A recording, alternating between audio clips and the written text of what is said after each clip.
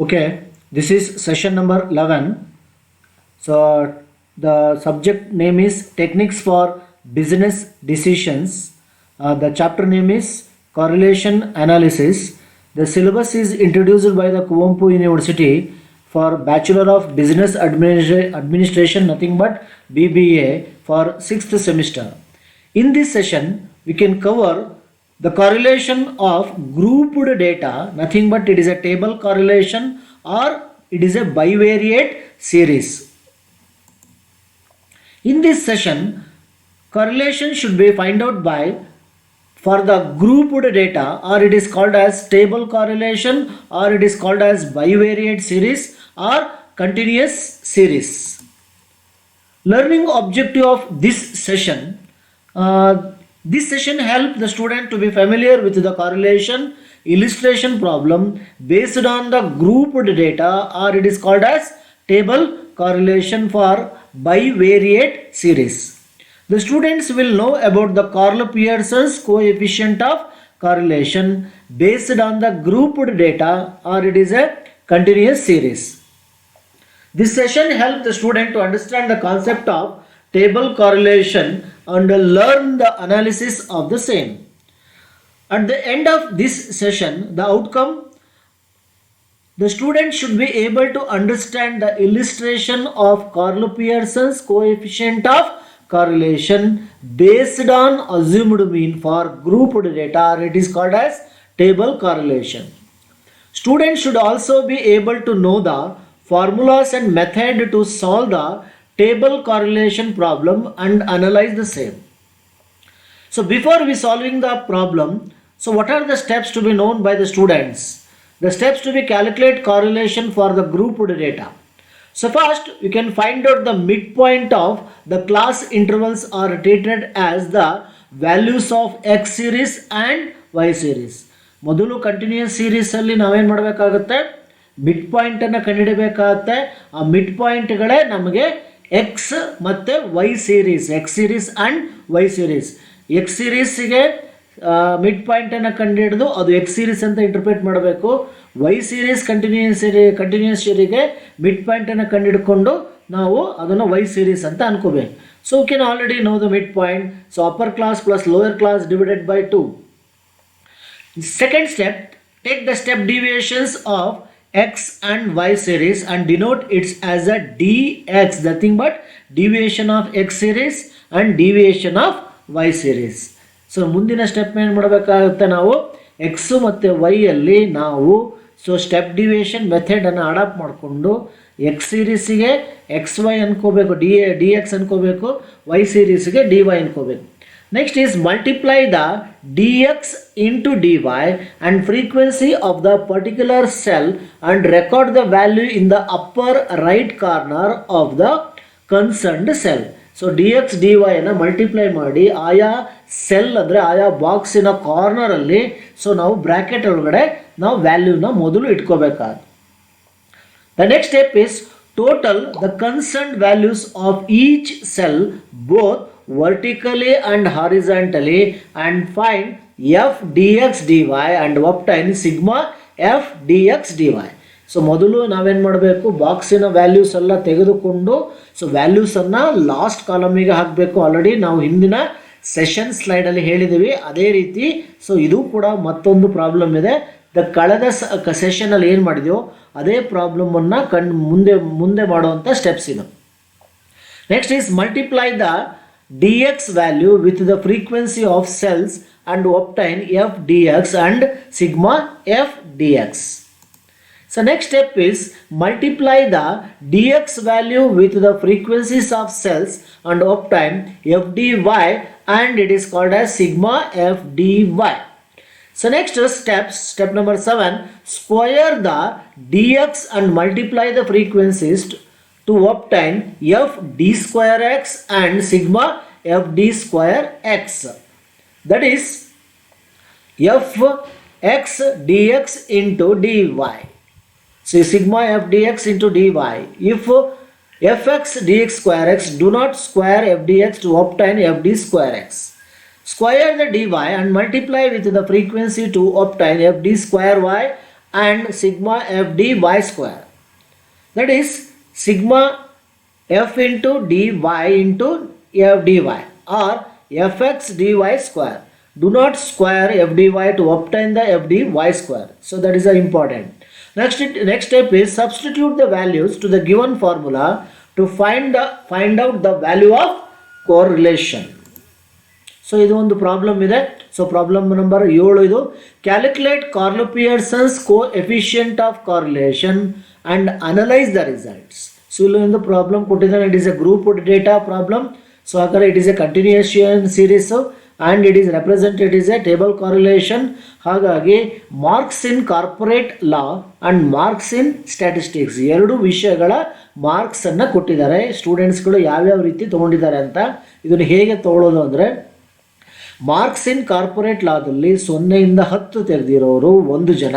ಅದೇ ರೀತಿ marks in ಸ್ಟ್ಯಾಟಿಸ್ಟಿಕ್ಸಲ್ಲಿ 5ರಿಂದ 15 ತೆಗೆದುಕೊಂಡಿರೋರು 1 ಜನ. ಸೊ ನೆಕ್ಸ್ಟು 15ರಿಂದ 25 ಮಾರ್ಕ್ಸ್ ಇನ್ ಸ್ಟ್ಯಾಟಿಸ್ಟಿಕ್ಸ್ ತೊಗೊಂಡಿರೋರು 1 ಜನ, 0ಯಿಂದ 10 ತೆಗೆದಿರೋರು 1 ಜನ. ಸೊ ಇದನ್ನು ನಾವು ಮೊದಲ ಸೆಮ್ಮಲ್ಲಿ ಟ್ಯಾಲಿ ಬಾರ್ಗಳ ಮುಖಾಂತರ ನಾವು ಹೇಗೆ ಟೇಬಲನ್ನು ಕ್ರಿಯೇಟ್ ಮಾಡ್ಕೊಳ್ಳೋದನ್ನು ನಾವು ಕಲ್ತಿರೋದ್ರಿಂದ ಅದರ ಮುಂದಿನ ಸೆಮ್, ಐ ಥಿಂಕ್ 5ನೇ ಸೆಮ್ಮಲ್ಲಿ ಕಲ್ತಿದ್ದೀರಾ. ಸೊ ನಾವು 6ನೇ ಸೆಮ್ಮಲ್ಲಿ ನಾವು ಅದರ ಬೇಸನ್ನು ಇಟ್ಕೊಂಡು ನಾವು ಇಲ್ಲಿ ಪ್ರಾಬ್ಲಮನ್ನು ಮಾಡಬೇಕಾಗುತ್ತೆ.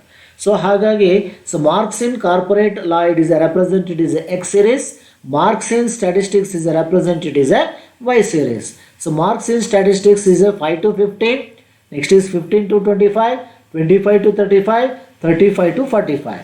Marks in corporate law is 0 to 10, 10 to 20, 20 to 30, 30 to 40, 40 to 50. It is a continuous series.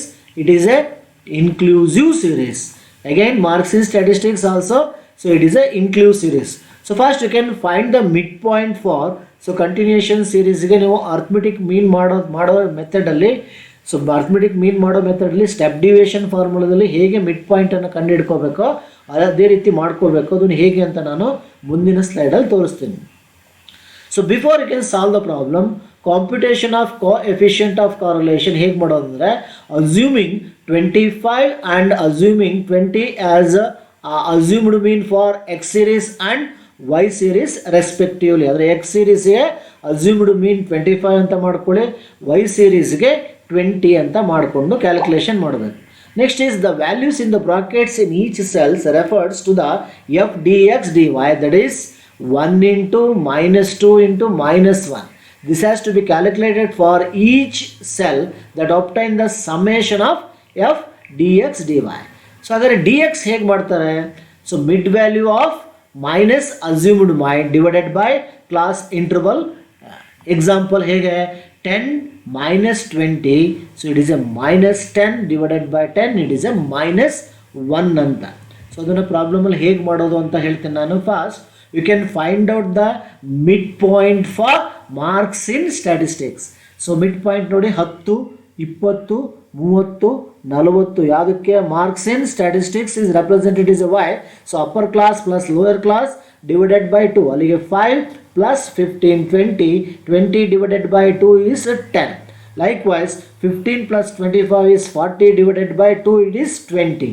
Next is 25 plus 35, it is a 60 divided by 2, it is a 30.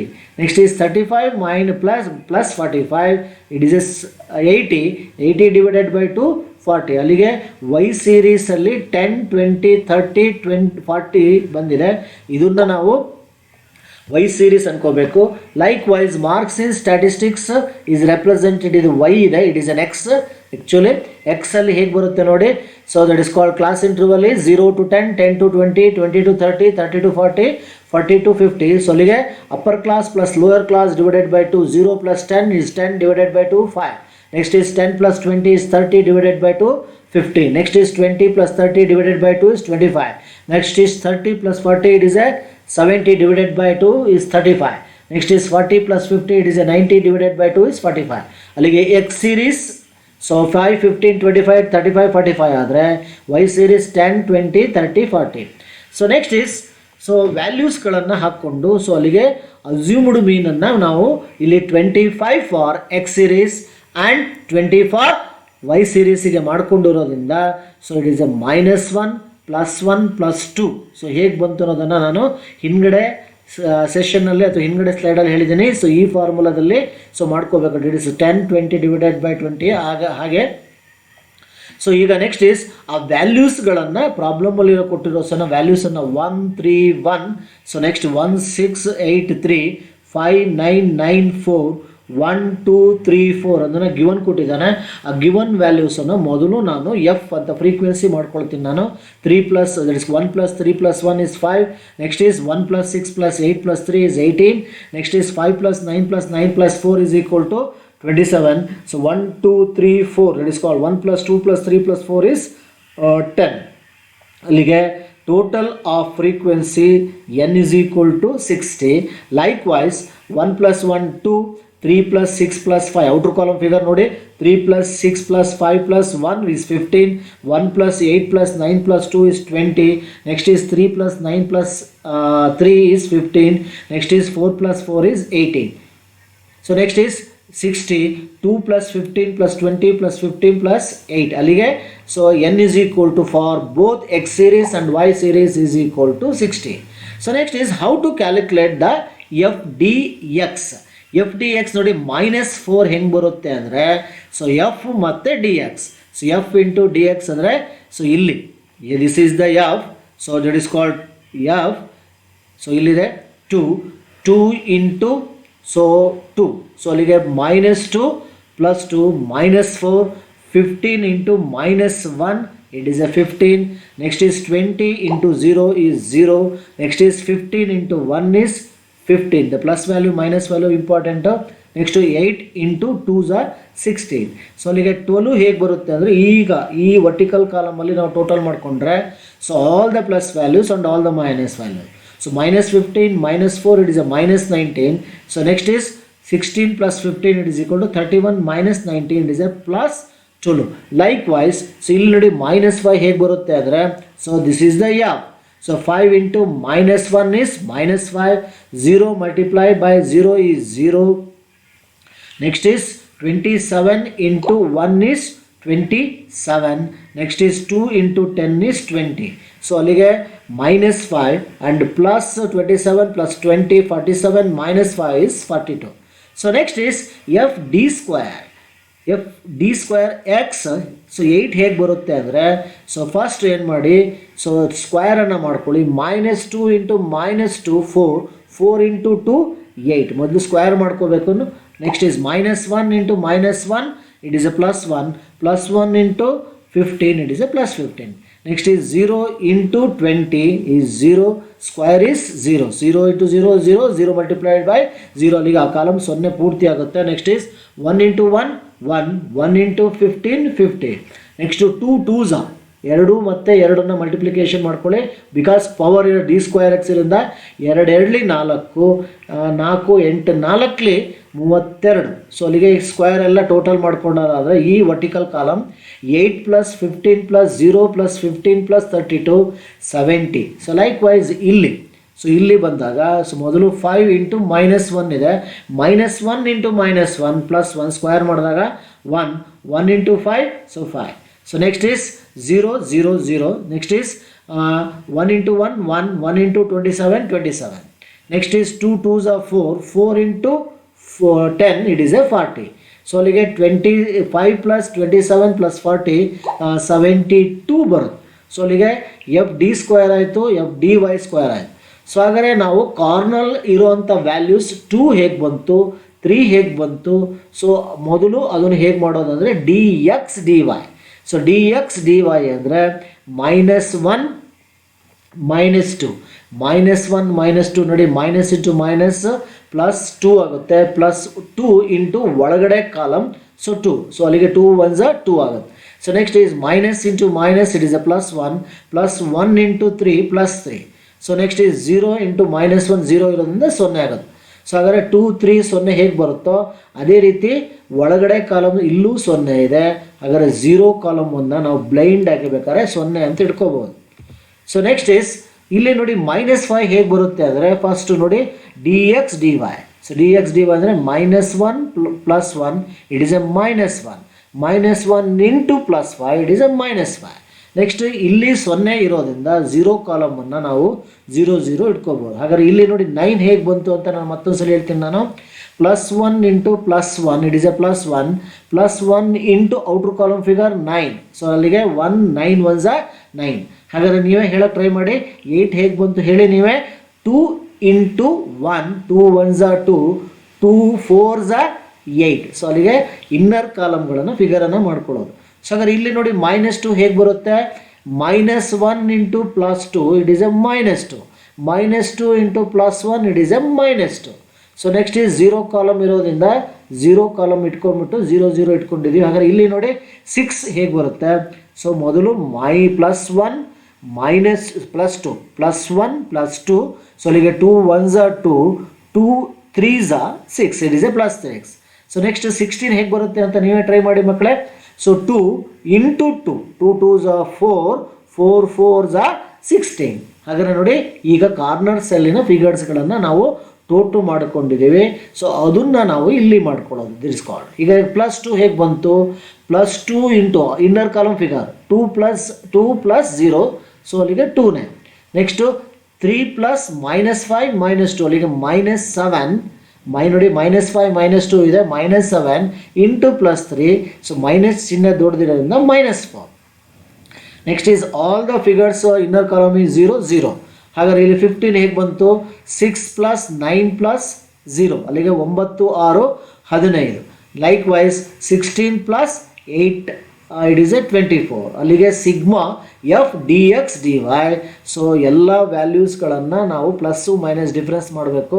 ಅಲ್ಲಿಗೆ 15 + 24 + 2 ಪ್ಲಸ್ ಇದೆ -4ನ್ನು ಕಳ್ಕೊಂಡ್ರೆ 37.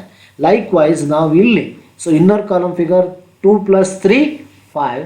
Next is 0 column is 0.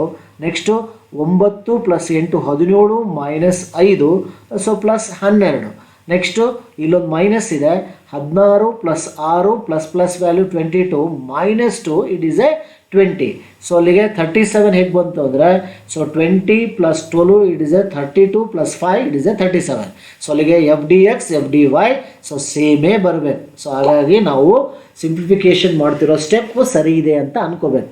So ಈ ಟೇಬಲ್ಲಿನ ವ್ಯಾಲ್ಯೂಸ್ಗಳಲ್ಲಿ ನಮಗೆ so bold ಆಗಿರೋ ವ್ಯಾಲ್ಯೂಸನ್ನು ತೊಗೊಂಡು ನಾವು ಫಾರ್ಮುಲಕ್ಕೆ ಅಡಾಪ್ಟ್ ಮಾಡಿದರೆ so computation of coefficient of correlation for table ಕಾರ್ರಿಲೇಷನಿಗೆ formula correlation is equal to n sigma F D X D Y minus sigma F D X into sigma F D Y the whole divided by n sigma F D square X minus sigma F D square X divided by n. ಮತ್ತೊಂದು Y ಸೀರೀಸಿಗೆ X sigma N sigma F D Y square minus sigma F D Y square divided by n ಆಗುತ್ತೆ. So ಅಲ್ಲಿಗೆ put the values. ಅಲ್ಲಿಗೆ F D X D y 37 60 ಅಂದರೆ ಯಾವುದು ನೋಡಿ. So 37. So ಮತ್ತು ಇದು ನೋಡಿಸ್ಕೊಳ್ಳಿ 37 ಇದೆ. So 37 into 60 minus 12 into 42. So f D X F D y 12 into 42 12 42 ಯಾವುದು ಅಂತ ನಿಮ್ಗೆ ಗೊತ್ತಿದೆ. 12 ಮತ್ತು 42 ಈ ವ್ಯಾಲ್ಯೂಸು. ಸೊ ಈ ವ್ಯಾಲ್ಯೂಸನ್ನು ತೊಗೊಂಡು next is F D square 70 ಯಾವುದಂದರೆ ಇದು 70 ಮತ್ತು 72 ಇದೆ. ಆ 70 ಮತ್ತು 72 ಅಲ್ಲಿಗೆ 70 into f D square is 60 minus -12 power of 2 into root of sigma 72 into 60 minus 42 square. Simplification ಮಾಡಿದ್ರೆ 2220 minus 504. So 37 into 60 2220 12 into 42 is 504. Next is 70 into 60 is 4200 minus 12 into minus 12. So plus ಆಗುತ್ತೆ, plus into minus ಆಗುತ್ತೆ. ಅಲ್ಲಿಗೆ 12 into 12 144. So next multiplied by 72 into 60 it is a 4320.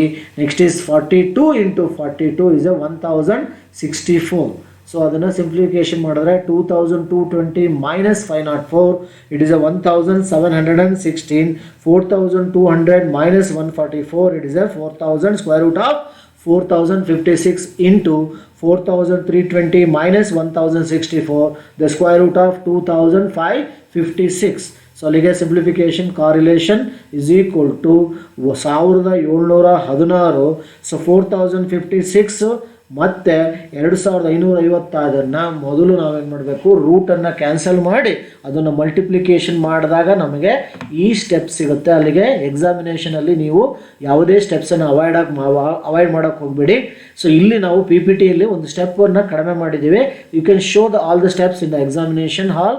So ಅಲ್ಲಿಗೆ correlation is equal to 1716 divided by 3219.804. The final answer is correlation is equal to plus 0.53. So ಇದನ್ನು conclude ಮಾಡೋದು ಹೇಗೆ ಅಂದರೆ ನಾವು ಹಿಂದ್ಗಡೆ ಸ್ಲೈಡಲ್ಲೇ ಹೇಳಿದ್ದೀವಿ. So when the correlation is equal to +1, it is a perfect positive correlation. When the correlation is equal to less than 1 and less than 0.5, it is a high degree of positive correlation. When the correlation is equal to less than 0.5 and less than 0.5, it is a plus, and it is a moderate degree of positive correlation. When the correlation answer is less than 0 and less than 0.5, it is called as low degree of positive correlation. When the correlation is equal to 0, there is no correlation between the two series. Next is when the correlation is equal to, the answer is -1 and -0.75, it is called as high degree of negative correlation. So when the correlation answer is -0.75 and -0.5, it is a moderate degree of negative correlation. When the correlation answer is less than 0.5 and less than 0, it is a low degree of negative correlation. When the correlation is equal to -1, it is a perfect negative correlation. So ಹಾಗಾದರೆ ನಮಗೆ ಇಲ್ಲಿ answer ಎಷ್ಟು ಬಂದಿದೆ? So 0.53 ಬಂದಿರೋದ್ರಿಂದ ನಾವು ಈ table ಇಟ್ಕೊಂಡು ಮಾಡೋದಾದರೆ the correlation coefficient of x and y 0.53 ಬಂದಿರೋದ್ರಿಂದ therefore it can be analyzed that there is a moderate positive relationship between the marks in statistics and marks in corporate law. So okay, thank you student.